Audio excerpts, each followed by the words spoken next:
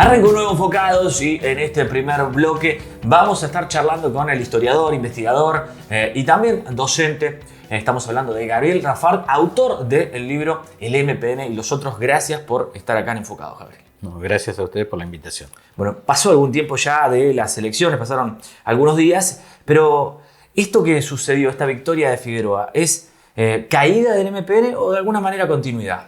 Bueno, es lo que tenemos que ver con el tiempo que sigue. Hoy, digamos, no tenemos un horizonte temporal que nos permita ver si esta derrota para elecciones a gobernador es la última o la primera. Digamos, no conocemos esto sabiendo que sí que el movimiento popular neuquino ha sufrido muchas derrotas. Sí, un continuo de triunfos en elecciones a gobernador y a vice, y en algunos distritos importantes como la ciudad de Neuquén. En la que se mantiene el poder, digamos, siempre es en la elección a gobernador. Digo, podés darte el lujo de perder elecciones intermedias, pero me parece que el poder está en estas que se perdieron ahora. Exactamente. Y de hecho, el partido provincial venía ganando las últimas elecciones con mucho esfuerzo. Había un rendimiento decreciente en votos.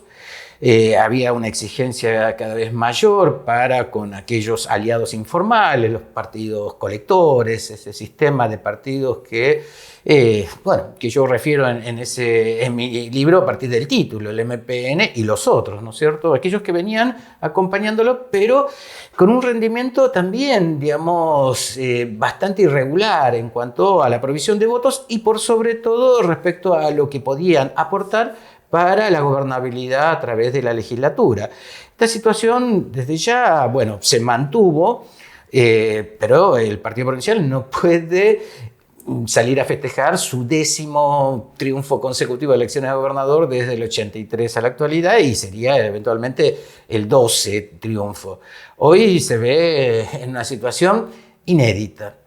Una derrota en elecciones claves a gobernador, pero también una derrota que es doble porque cae a manos de una de sus figuras más importantes, al menos de este ciclo más reciente, que ha tenido un recorrido dentro del partido provincial, que prácticamente lo único que le faltaba era el acceso a la gobernación y un triunfo claro y contundente en internas partidarias para llegar a una elección general como candidato puro del partido de gobierno. Bueno, justamente no se le abrió la puerta para esas internas, digamos, porque calculo que tiene que ver con que estaba en juego el poder y Zapag no lo quería dejar de lado, me parece, ¿no? Bueno, es parte de lo que todavía nosotros no conocemos, aunque hay muchas voces, y entre ellas la del propio Zapag, respecto a la exigencia del propio Figueroa. Pero también es cierto que ese Rolando Figueroa, había hecho su esfuerzo hacia fines del 2018, había presentado su candidatura. En esa ocasión fue derrotado, pero también ofreciendo algo inédito para el partido provincial, que era que el desafío para el candidato a gobernador que ejercía la gobernación venía de manos de su propio vice. Por supuesto que esa situación incómoda se saldó a favor en ese momento de Gutiérrez. Gutiérrez tiene que buscar un nuevo vice y la confianza del partido provincial estaba ya bien dada respecto a que anticipaba esas elecciones en noviembre del año anterior a las generales y acortaba el periodo respecto a las elecciones generales, estableciendo un largo ciclo para la transición, producto de su confianza. Esto hoy se quebró en los dos términos. Las elecciones internas no se dieron en los 4 o 5 meses antes de las generales. Las elecciones generales se anticiparon de tal manera que ahora genera un proceso muy difícil de transición, que en el medio de todo eso tenemos una elección presidencial. Bien, yo quiero consultarte porque, te preguntaba si era caído o no del MPN, pero lo que sí perdió fue el mapita, la simbología, las banderas del MPN, y de alguna manera uno piensa que ya la sociedad es distinta a la de los 80, a los 90, y que quizás va hacia otro lado. Eso no se interpretó. Ahora justamente puede ser que parte del fin del MPN tenga que ver con que la sociedad va para otro lado.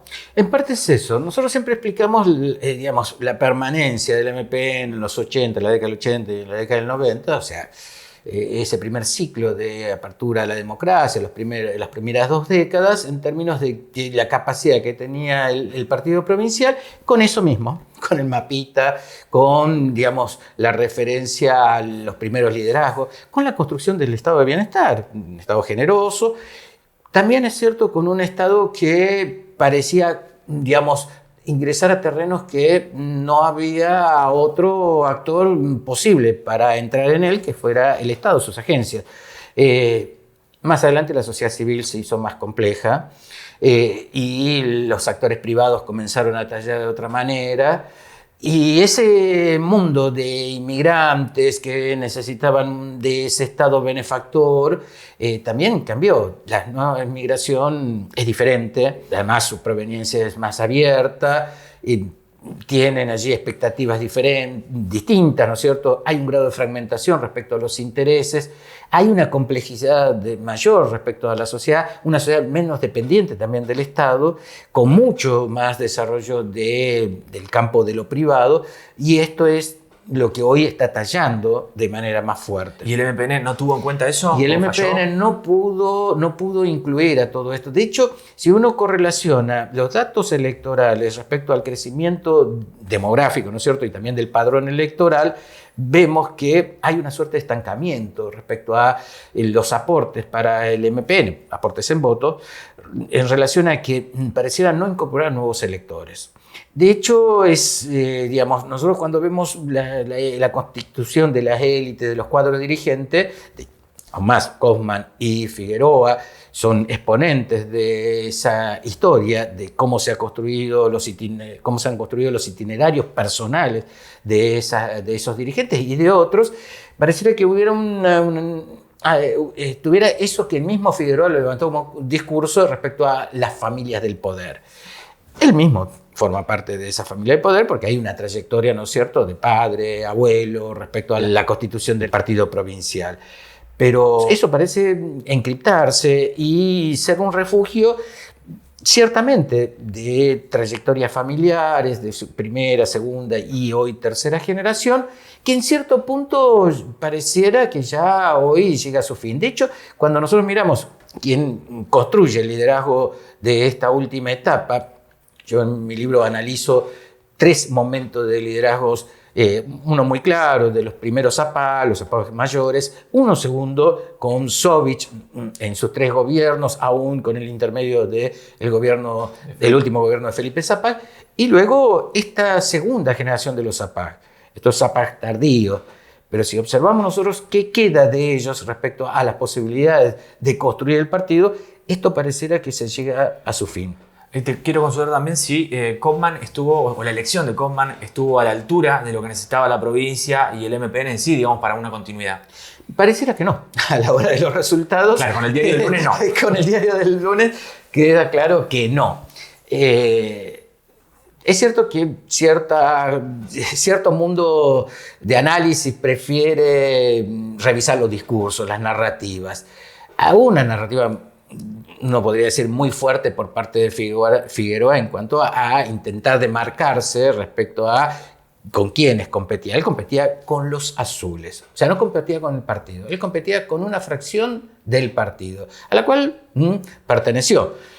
De hecho, arrastra a todos sus candidatos, inclusive de partidos que siempre estuvieron digamos, en la oposición al movimiento popular neuquino, a hablar de los azules. Entonces pudo marcar claramente cuál era la diferencia.